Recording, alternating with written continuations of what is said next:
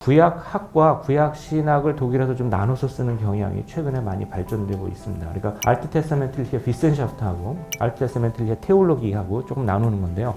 신학은 여러분 잘 아시다시피 신에 관한, 우리 믿음에 관한 질문을 하는 게 신학입니다. 하느님은 어떤 분이시냐? 구원은 무엇이냐? 우리 인간은 어떤 존재이냐? 이런 것들을 얘기하면 신학이 됩니다. 구약 성경에서 그런 질문을 많이 합니다. 구약 성경은 인류 최초의, 그리고 인류에서 가장 오래된 경전이기도 하고 굉장히 풍부한 정보를 전해주는 문헌이기도 하기 때문에 구약 성경을 가지고 인문학을 할 수도 있습니다. 구약 성경의 언어는 무엇이냐? 구약 성경의 여성의 지위는 어떻게 되느냐? 구약 성경에서 어떤 역사적 팩트를 알아낼 수 있지 않느냐? 구약 성경의 문화, 전쟁 기술 이런 것은 무엇이냐? 구약 성경이 어떤 음식을 먹었느냐? 이런 식으로 얘기하면 구약학이 됩니다. 그래서 구약 신학과 구약학은 사실은 굉장히 긴밀한 관계입니다. 한국에서 구약학이라고 하면서 하는 많은 강연이나 책이나 대부분의 내용은 사실은 저는 구약 신학이라고 생각을 하고요. 저는 이제 구약학이 좀 한국에 필요하다 이런 생각을 좀 하고 있습니다. 그래서 제가 구약학과 구약 신학을 조금 이해하기 쉬운 정식을 만들어 보았습니다. 구약 신학은 구약학의 꽃이고 구약학은 구약 신학의 기초가 됩니다.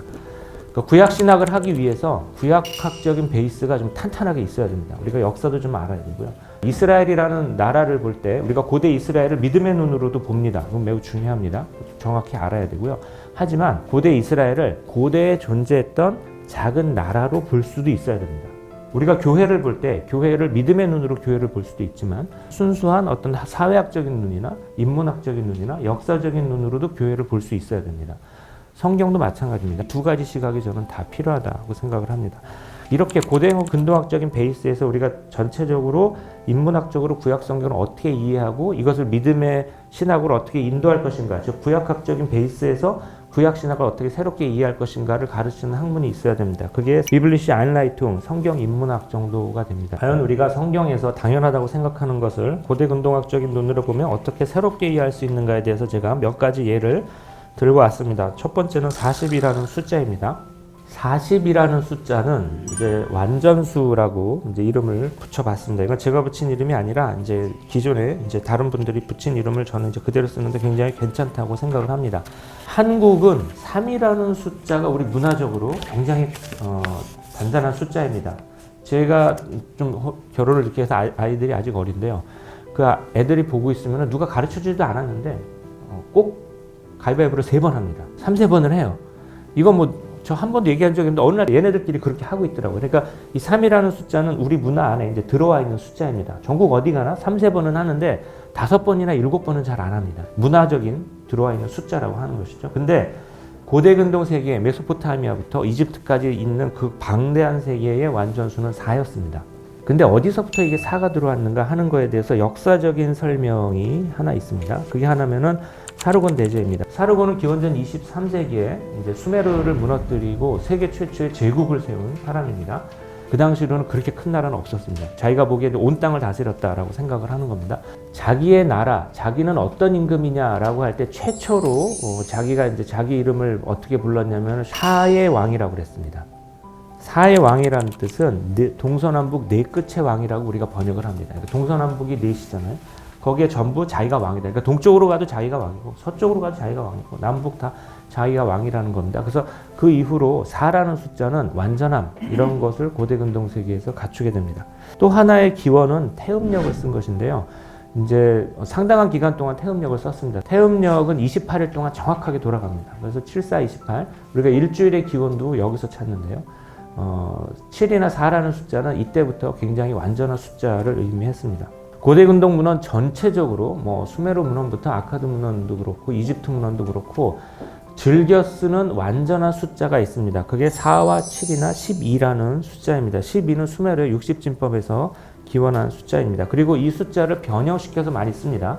40, 70, 120 이렇게도 쓰고 그 다음에 7하고 4 곱해서도 쓰고 이렇게 이제 그게 이제 이게 누메롤로지 우리가 수비학이라고 번역을 하는데 아슈르 왕명록이나 이런 데 보게 되면 내가 40년 동안 다스렸다 이런 거 굉장히 많이 나옵니다. 그 문헌이 이제 그 석비 같은 데 나오잖아요. 이 석비 그 자체는 1차 문헌입니다. 그 시대에 만든 문헌이기 때문에 새로 베껴 쓴 것도 아니고 누가 손을 댄 것도 아니라서 1차 문헌으로서 매우 중요한 문헌인데 그런데 그 숫자를 볼 때 학자들이 뭐 8이라든지 뭐 5라든지 이런 숫자 나오면 아 이게 진짜 5년 걸렸구나 8년 걸렸구나 이렇게 생각할 수 있는데 4, 7, 12, 40 이런 숫자 나오면 이거는 역사적인 팩트는 아닌 것 같다. 이거는 좀 완전함을 의미하는 숫자 같다. 그래서 제가 이제 쿠르크 석비라든지 이렇게 보게 되면 쿠르크 석비도 이거 굉장히 재밌는데 이제 이스라엘 임금 아합 왕이 아람 임금들하고 같이 연합을 해가지고 아시리아 임금과 싸웠다는 기록이 남아있는 건데 이건 아시리아 측의 기록입니다. 내가 결국은 이놈들 다 이겼다 이런 식의 이제 자기 승전을 얘기하는 그런 기록인데요. 쿠르크 석비에 나오는 아합 임금이 사실은 성경에 나오진 않습니다. 그래서 아합 임금에 대한 이제 우리가 새로운 면을 볼 수 있는 근거로 많이 쓰는 건데 거기에 12 임금이 나를 이제 저항해서 나왔다 이렇게 얘기했는데 사실은 이 석비에서 나온 임금들 수를 세어보면 11임금입니다.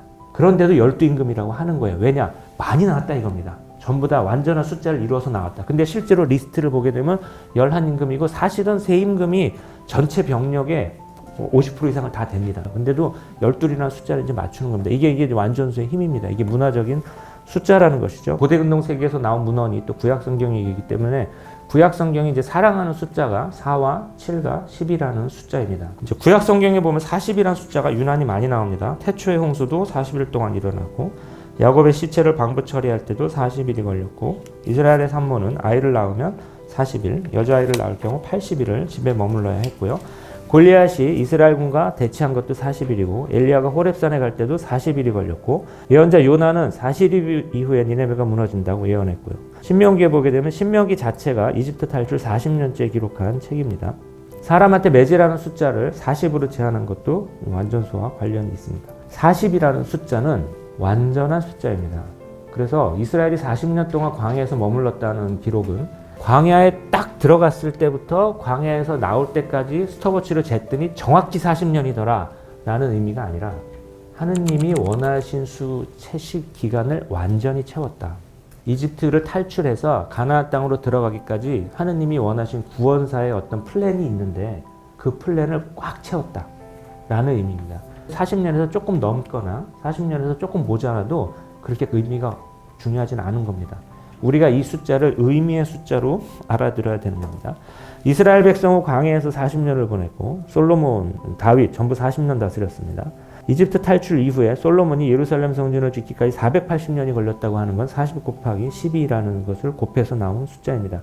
예수님이 공생활을 시작하시기 전에 광야에서 단식한 기간도 40일이었고 부활하신 다음 승천하실 때까지도 40일이 걸렸다고 성경에 나옵니다. 예수님이 광야에 들어가셔서 악마한테 3가지 유혹을 받으시고 하는 그 이야기죠. 그때 40일이 걸렸다는 것도 예수님이 광야에서 들어가시고 나오시기까지 딱 재보면은 39일도 아니고 41일도 아니다. 이 의미가 아니라는 겁니다.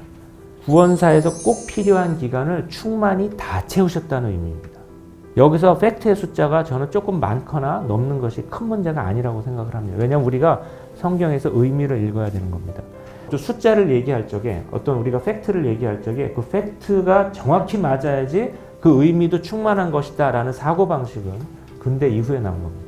오히려 우리가 숫자를 얘기할 때 숫자의 의미가 더 맞아야 됩니다. 팩트라는 거는 조금 뒤에 밀려도 괜찮습니다 라고 생각하는 사고방식이 고대에 더 일반적이었습니다. 우리가 그래서 고대 문헌은 고대 눈으로 읽어야 됩니다.